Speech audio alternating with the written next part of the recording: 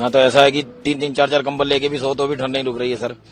बहुत ज्यादा ठंड है, इतनी ज्यादा ठंड है कि पूछिए मत पूछिए। यहाँ पे बहुत ज्यादा ठंड है सर। यहाँ पे पानी भी जम रहा है और जूतों में भी ठंड लग रही है, कपड़ों में भी ठंड लग रही है सर। बहुत बुरा हाल है यहाँ का, बहुत ज्यादा बुरा हाल है सर। जमा हुआ है सर, फुल जमा हुआ है डल झील, फुल ज्यादा। यहाँ से लेके आगे तक कहीं भी चले जाओ डल झील पूरी जमे मिलेगी आपको। पर कोहरा तो नायक है और ठंड है, तो आप अलाप जला के अपने काम चला रहे हैं। अच्छा, पहला दिन है साल का आज? साल का पहला दिन है, नया साल है आज। सबको नया साल मुबारक हो। अच्छा, तो ठंड कितनी ज्यादा हो रही है, कैसे बच रहे हैं ठंड से? अलाप जला के अपने कपड़ा ओढ़ के, कपड़े पहन के।